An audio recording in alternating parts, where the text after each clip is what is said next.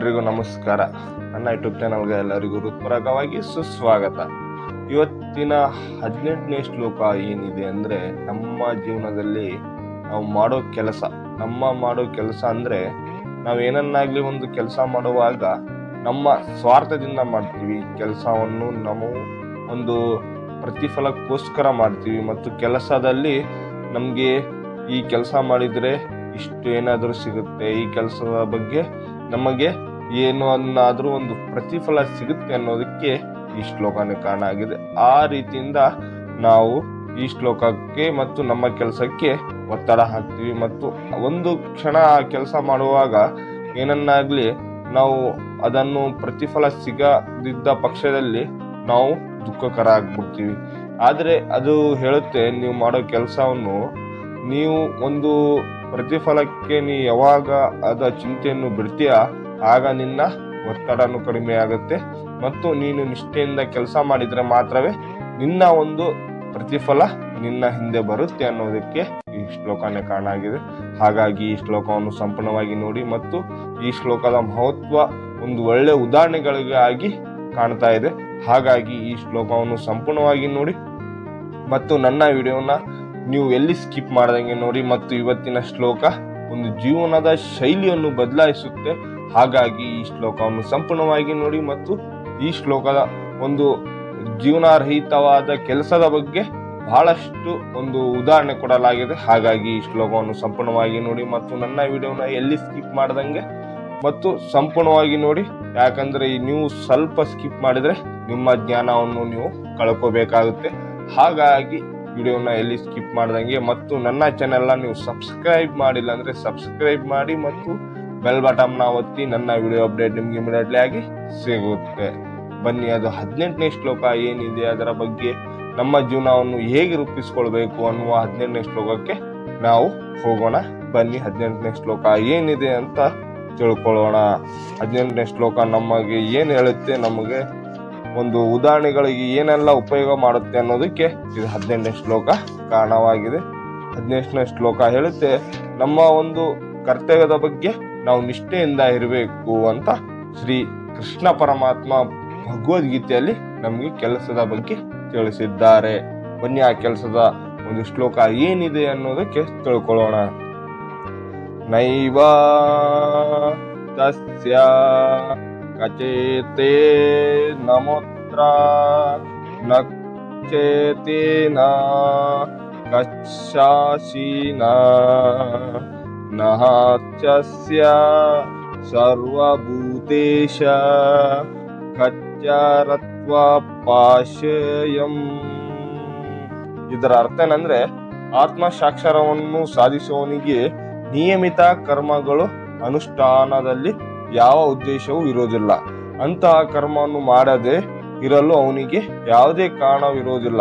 ಆತನು ಬೇರೊಬ್ಬ ಜೀವಿಯನ್ನು ಅವಲಂಬಿಸಲು ಕಾರಣವೂ ಇರುವುದಿಲ್ಲ. ಅಂದ್ರೆ ನಾವು ಏನನ್ನಾಗ್ಲಿ ಕೆಲಸ ಮಾಡುವಾಗ ಒಂದು ಉದಾಹರಣೆಗಳಿಗೆ ಇಟ್ಕೊಳ್ಳೋಣ. ಏನನ್ನಾದ್ರೂ ಒಂದು ಉಪಯೋಗದ ಕೆಲಸ ನಮ್ಮ ಜೀವನದಲ್ಲಿ ಒಂದು ಕೆಲಸ ಮಾಡ್ತಿದ್ವಿ ಅಂದ್ರೆ ಆ ಕೆಲಸದ ಬಗ್ಗೆ ನಮಗೆ ಒಂದು ಆಸಕ್ತಿ ಇರಬೇಕು, ಆ ಕೆಲಸದ ಬಗ್ಗೆ ನಮಗೆ ಮಾಹಿತಿ ಇರಬೇಕು, ಆ ಕೆಲಸದ ಬಗ್ಗೆ ನಮಗೆ ಯಾರಾದ್ರೂ ಈ ಕೆಲಸ ಎದಕ್ ಮಾಡ್ತಾ ಇದೆಯಾ ಅಂತ ಕೇಳಿದಾಗ ಒಂದು ಒಳ್ಳೆ ಉದಾಹರಣೆಗಳಿಗೆ ನಾವು ಮಾದರಿ ಆಗ್ಬೇಕು. ಹೊರತು ಅದಕ್ಕೆ ಈ ಶ್ಲೋಕ ಕಾಣುತ್ತೆ. ಈ ಶ್ಲೋಕ ಹೇಳುತ್ತೆ, ನೀನು ಮಾಡೋ ಕೆಲಸ ಅಂದ್ರೆ ನೀವು ಮಾಡೋ ಕೆಲಸದಲ್ಲಿ ನೀ ನಿಯಮಿತ ಇಟ್ಕೊಳ್ಬೇಡ.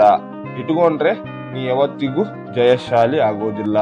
ಮತ್ತು ನೀನು ಜೀವಿ ಪ್ರಾಣಿಗಳ ಮೇಲೆ ಅವಲಂಬಿತ ಅಂದ್ರೆ ನಾನು ಇವ್ರ ಜೋಡೆನೆ ಹಿಂಗಿರ್ಬೇಕು, ಅವರಿಂದಾನೇ ನಮ್ಗೆಲ್ಲ ಸಿಗುತ್ತೆ ಅನ್ನೋದು ಅದು ನಿನ್ನ ಜೀವನದ ಸತ್ಯ ಅಲ್ಲ.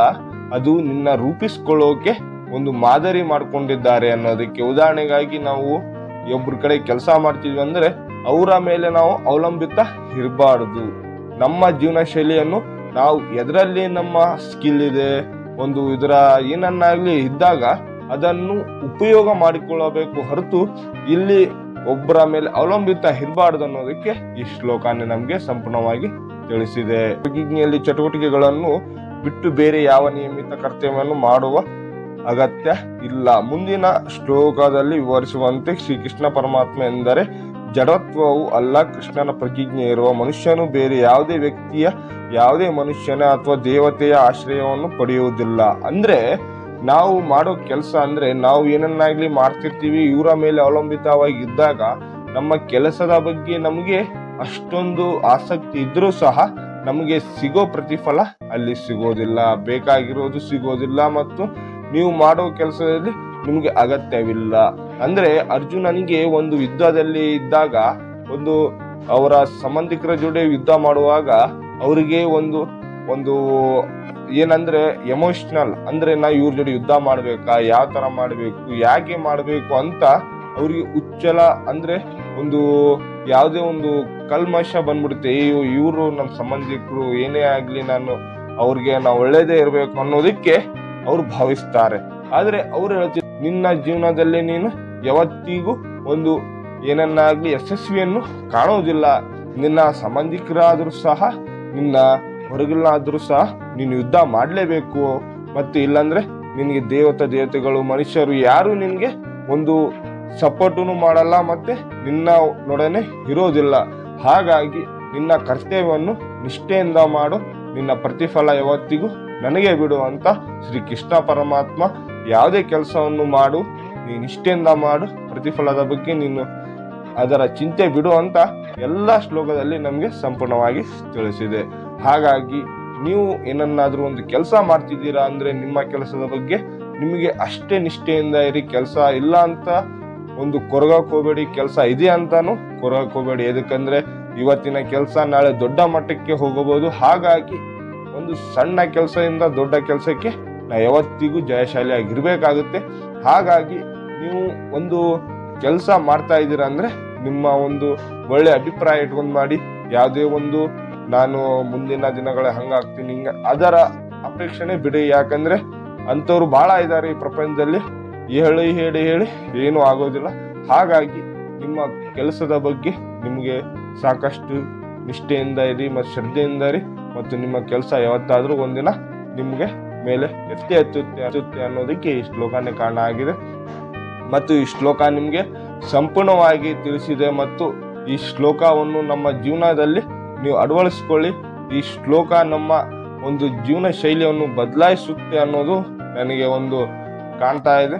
ಹಾಗಾಗಿ ನೀವು ಶ್ಲೋಕನ ನೆನಪಿಟ್ಕೊಳ್ಳೋದು ಆಗೋದಿಲ್ಲ ಅಂದ್ರೂ ಸಹ ನನ್ನ ವಿಡಿಯೋ ನೋಡಿ ನಿಮಗೆ ಸಂಪೂರ್ಣ ಜ್ಞಾನ ತಿಳ್ಕೊಂತೀರಾ. ಹಾಗಾಗಿ ಈ ವಿಡಿಯೋನ ನೀವು ಸಂಪೂರ್ಣವಾಗಿ ನೋಡಿದ್ದೀರಾ ಅಂತ ಭಾವಿಸ್ತೀನಿ, ಮತ್ತು ಈ ಶ್ಲೋಕ ನಿಮಗೆ ಒಂದು ಒಳ್ಳೆ ಜೀವನ ಶೈಲಿ ಬದಲಾಯಿಸ್ಕೊಳ್ಳುತ್ತೆ ಅಂತ ನಾನು ಭಾವಿಸ್ತೀನಿ. ಮತ್ತು ಇವತ್ತಿನ ಶ್ಲೋಕ ನಾನು ಇಲ್ಲಿಗೆ ಮುಕ್ತಾಯಗೊಳಿಸ್ತೀನಿ. ಮತ್ತು ಮುಕ್ತಾಯಗೊಳಿಸೋಕ್ಕಿಂತ ಮೊದಲು ಶ್ರೀ ಕೃಷ್ಣ ಪರಮಾತ್ಮನ ಒಂದು ಜಪ ಮಾಡಿ ಮುಗಿಸೋಣ. ಬನ್ನಿ ಆ ಶ್ರೀ ಕೃಷ್ಣ ಪರಮಾತ್ಮನ ಜಪ ಮಾಡೋಣ. ಹರೇ ಕೃಷ್ಣ ಕೃಷ್ಣ ಕೃಷ್ಣ ಹರೇ ಹರೇ, ಹರೇ ರಾಮ್ ರಾಮ್ ರಾಮ್ ಹರೇ ಹರೇ. ಎಲ್ಲರಿಗೂ ನಮಸ್ಕಾರ.